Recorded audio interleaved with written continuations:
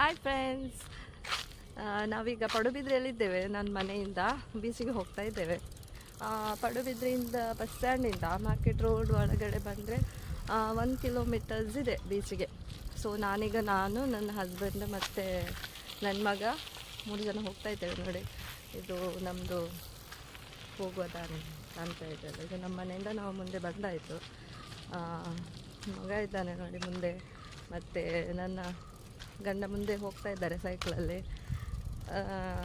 ಮಾತಾಡಿಗೆ ಕರಿತಾ ಇದ್ದೇನೆ, ಬರ್ತಾನೆ ಇಲ್ಲಪ್ಪ. ಹಾಗೆ ಹೋಗ್ತಾ ಇದ್ದೆ. ಅವರು ಸೈಕಲಲ್ಲಿ ಹೋಗ್ತಾ ಇದ್ದಾರೆ, ಮಗನ ಸೈಕಲಲ್ಲಿ, ಅಪ್ಪ ಕೂತ್ಕೊಂಡು ಹೋಗುದು. ವಂಶಿತ್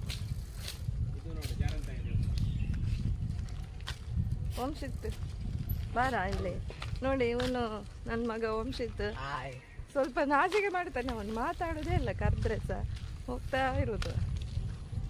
ಈಗ ನಿಮಗೆ ನಾನೊಂದು ಟೆಂಪಲ್ ತೋರಿಸ್ತೇನೆ ನೋಡಿ. ಇದು ಜಾರಂತಾಯ ದೈವಸ್ಥಾನ ಇದು ಪಡುಬಿದ್ರೆಯಲ್ಲಿ. ಕಲ್ಲಟ್ಟೆ ಜಾರಂತಾಯ ದೈವಸ್ಥಾನ. ಮೊನ್ನೆ ಇಲ್ಲಿ ಕೋಲ ಆಯಿತು.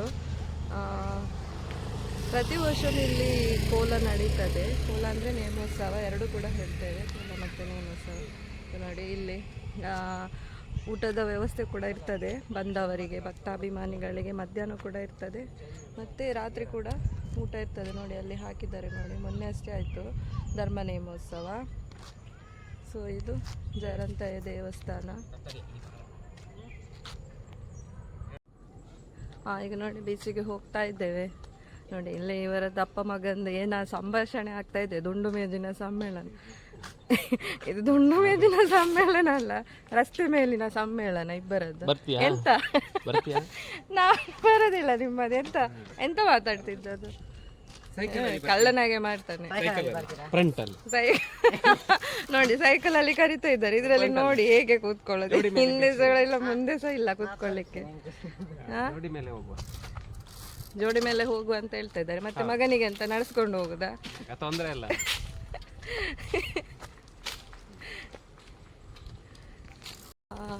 ಇಲ್ಲಿ ಬೀಚಲ್ಲಿ ಪ್ರತಿ ಎಳ್ಳಮಾವಾಸ್ಯೆಗೆ ಎಲ್ಲರೂ ಸ್ನಾನಕ್ಕೆಲ್ಲ ಬರ್ತಾರೆ.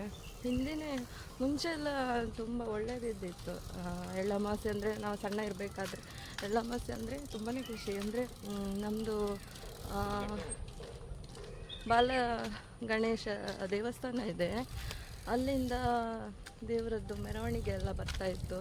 ಸೊ ಅದು ಮೆರವಣಿಗೆ ಅಂದರೆ ಪ್ರತಿ ಎಳ್ಳಮಾವಾಸ್ಯೆ ಪ್ರತಿ ವರ್ಷ, ಅಂದರೆ ಪ್ರತಿ ಅಮಾವಾಸ್ಯೆ ಅಲ್ಲ, ಪ್ರತಿ ವರ್ಷ ಎಳ್ಳಮಾವಾಸ್ಯೆ ಟೈಮಲ್ಲಿ ಇದು ಬಾಲಗಣೇಶ ದೇವಸ್ಥಾನದಿಂದ ಮೆರವಣಿಗೆ ಹೊರಟು ಮತ್ತು ಅಲ್ಲಿಂದ ಗಣಪತಿ ವಿಗ್ರಹ ತಂದು ನೀರಲ್ಲಿ ಹಾಕ್ತಾಯಿದ್ರು. ಸೊ ಒಂದು ಟೈಮಲ್ಲಿ ಅವಾಗ ಅದರ ಜೊತೆ ಭಜನೆ ಮತ್ತು ತುಂಬ ಜನ ಬರ್ತಾಯಿದ್ರು. ನಮಗೊಂಥರ ಹಬ್ಬನೇ ಒಂಥರ ಅವಾಗ. ಅದರ ಮೇಲೆ ಸ್ನಾನ ಎಲ್ಲ ಮಾಡಿ ಬಂದು ಮತ್ತು ಪಾಯಸ ಎಲ್ಲ ಮಾಡ್ತಾಯಿದ್ರು. ಆ ಸಿಹಿ ಎಲ್ಲ ತಿಂದು ತುಂಬ ಎಂಜಾಯ್ಮೆಂಟ್ ಮಾಡ್ತಾಯಿದ್ವಿ. ಬಟ್ ಆ ಖುಷಿ ತುಂಬ ಟೈಮ್ ಇರಲಿಲ್ಲ. ಸೊ ಒಂದು ಇನ್ಸಿಡೆಂಟ್ ಆಗಿ ಅದು ಸ್ಟಾಪ್ ಆಗಿ ಹೋಯಿತು. ತುಂಬ ಒಂದು ದುರ್ಘಟನೆ ಅಂತಲೇ ಹೇಳ್ಬೋದು. ಸೊ ಅಂದಿನಿಂದ ಆ ಪದ್ಧತಿಯನ್ನು ಸ್ಟಾಪ್ ಮಾಡಿದ್ದಾರೆ. ಸೊ ಇವಾಗ ಹೋಗ್ತಾರೆ ಅಂದರೆ ಎಲ್ಲರೂ ಹೋಗಿ ಸ್ನಾನ ಮಾಡ್ತಾ, ಅಮಾವಾಸ್ಯೆ ದಿನ ಎಲ್ಲರೂ ಹೋಗಿ ಸ್ನಾನ ಮಾಡಿ ಎಲ್ಲ ಬರ್ತಾರೆ. ಬಟ್ ಅವಾಗಿದ್ದಂಥ ಒಂದು ಹ್ಯಾಪಿನೆಸ್ ಅದೆಲ್ಲ ಇವಾಗ ಅಷ್ಟು ಕಾಣೋದಿಲ್ಲ. ಮತ್ತು ಇವಾಗ ಕೂಡ ಅದರದ್ದು ಜನಸಂಖ್ಯೆ ಕೂಡ ಕಡಿಮೆ ಆಗಿದೆ. ಮುಂಚೆ ಎಲ್ಲ ತುಂಬ ಜನ ಹೋಗ್ತಾಯಿದ್ರು. ಇವಾಗ ಎಲ್ಲ ಟೆಕ್ನಾಲಜೀಸ್ ಎಲ್ಲ ಇಂಪ್ರೂವ್ ಆಗ್ತಾ ಇದ್ದ ಹಾಗೆ ಹಿಂದಿನ ಸಂಸ್ಕೃತಿ ಪದ್ಧತಿಯನ್ನೆಲ್ಲ ತುಂಬ ಜನ ಮರಿತಾ ಇದ್ದಾರೆ. ಯಾರಿಗೂ ಅಂದರೆ ಬೆಳಗ್ಗೆ ಎದ್ದು ಎಲ್ಲರೂ ಕೆಲಸಕ್ಕೆ ಹೋಗೋರು.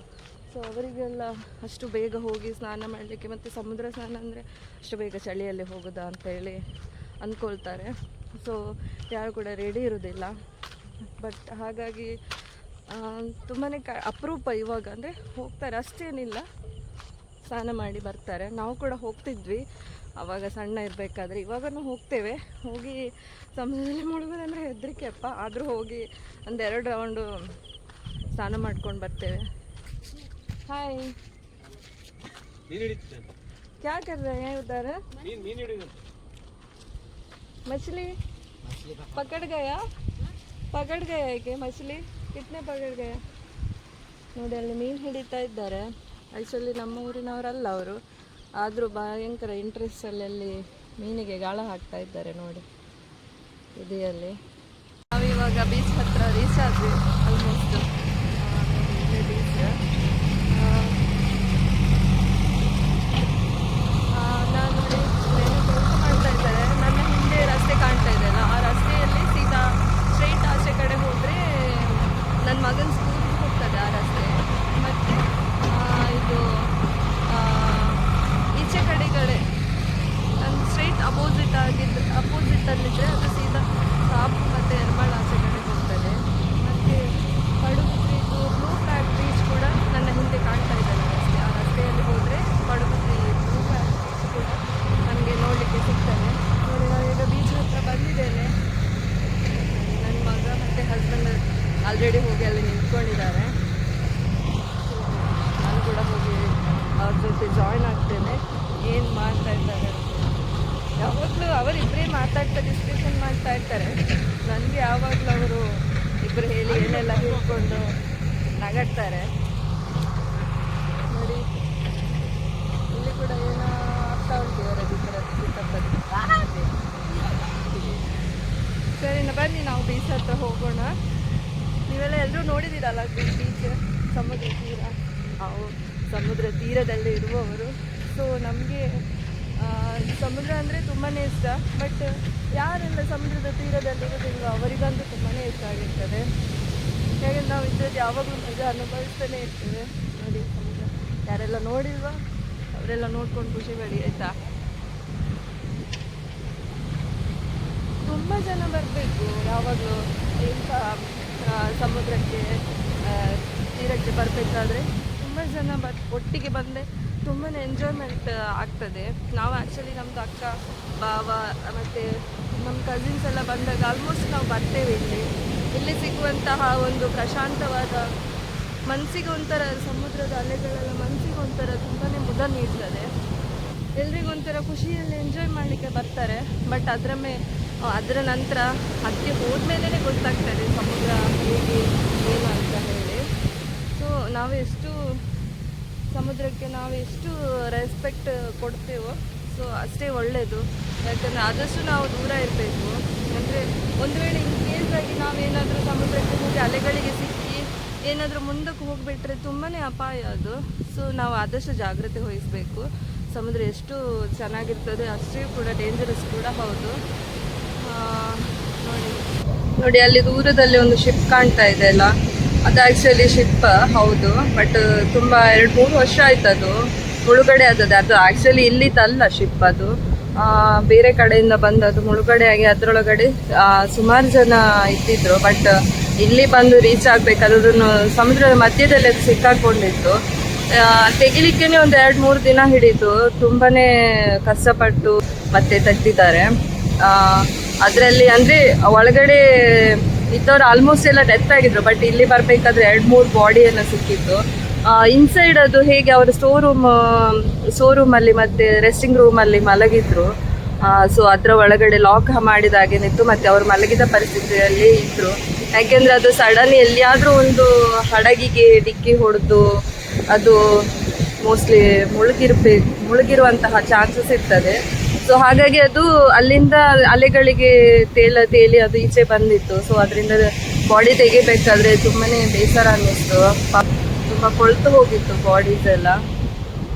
ನಾವು ಕೂಡ ಹೋಗಿದ್ವಿ. ನಾವು 3 ಡೇಸಿಂದ ನೋಡಲಿಕ್ಕೆ ಬರ್ತಾ ಇದ್ದಿದ್ವಿ ಯಾವಾಗ ತೆಗಿತಾರೆ ಅಂತ ಹೇಳ್ಬಿಟ್ಟು. ಆಲ್ಮೋಸ್ಟ್ ಎಲ್ಲರೂ ಬಂದು ಸೇರ್ಕೊಂಡಿದ್ರು ನೋಡಲಿಕ್ಕೆ ಅಂತ ಹೇಳಿ. ಮತ್ತು ಫೈನಲಿ ಒಂದಿನ ತೆಗ್ದಿದ್ರು. ಹಾಗೆ ಇನ್ನೂ ಕೂಡ ಅದು ತಗೊಂಡು ಹೋಗಲಿಲ್ಲ, ಏನಕ್ಕೆ ಅಂತ ಗೊತ್ತಿಲ್ಲ. ಬಟ್ ಇನ್ನೂ ತನಕ ಅದು ಅಲ್ಲೇ ಇದೆ ಆ ಶಿಪ್. ನಾವು ಒಂದ್ಸಲಿ ಹೋಗಿದ್ವಿ ಒಳಗಡೆ, ಚೆನ್ನಾಗಿದೆ. ಒಳಗೆ ಶೋರೂಮ್ಸ್ ಎಲ್ಲ ಶೋರೂಮ್ ಇದೆ, ಮತ್ತು ರೆಸ್ಟ್ ರೂಮ್ ಇದೆ, ಕಿಚನ್, ಅವರು ಯೂಸ್ ಮಾಡಿದಂಥ ಥಿಂಗ್ಸ್ ಕೂಡ ಹಾಗೇನೇ ಇದ್ದಿತ್ತು.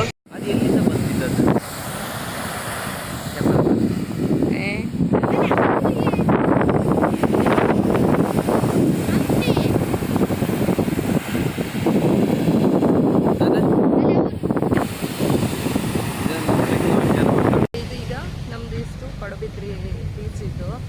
ನೆಕ್ಸ್ಟ್ ನಾನು ನಿಮಗೆ ನಮ್ಮದು ಇನ್ನೊಂದು ಬೀಚ್ ಇದೆ ಪಡುಬಿದ್ರಿನಲ್ಲಿ, ಬ್ಲೂ ಫ್ಲಾಗ್. ತುಂಬಾ ಫೇಮಸ್. ಇವಾಗ ಆಲ್ಮೋಸ್ಟ್ ಎಲ್ಲರೂ ಕೂಡ ಬರ್ತಾ ಇದ್ದಾರೆ ಬ್ಲೂ ಫ್ಲಾಗ್ ಬೀಚಿಗೆ. ಅಲ್ಲಿ ಅಂದರೆ ತುಂಬ ಜನ ಬರ್ತಾರೆ ಅಲ್ಲಿಗೆ ಬ್ಲೂ ಫ್ಲ್ಯಾಗ್ ಬೀಚ್ ನೋಡಲಿಕ್ಕೆ. ಅಲ್ಲಿ ಮಕ್ಕಳಿಗೆ ಆಟ ಆಡುವಂಥ ಗೇಮ್ಸ್ ಎಲ್ಲ ಇದೆ. ಮತ್ತು ಪ್ಲಸ್ ಬೋಟಿಂಗ್, ಎಲ್ಲರೂ ಎಂಜಾಯ್ ಮಾಡುವಂತಹ ಬೋಟಿಂಗ್ ಸಿಸ್ಟಮ್ ಕೂಡ ಅಲ್ಲಿ ಇದೆ. ಸೊ ನಿಮಗೆ ಈ ವಿಡಿಯೋ ಇಷ್ಟ ಆಗಿತ್ತು ಅಲ್ಲಿ ಲೈಕ್ ಮಾಡಿ ಮತ್ತು ಸಬ್ಸ್ಕ್ರೈಬ್ ಮಾಡಿ. ಮತ್ತೆ ನಾನು ನಿಮಗೆ ನೆಕ್ಸ್ಟ್ ವಿಡಿಯೋದಲ್ಲಿ ಸಿಗುತ್ತೇನೆ. ಸೊ ಅಲ್ಲಿ ತನಕ ಬಾಯ್.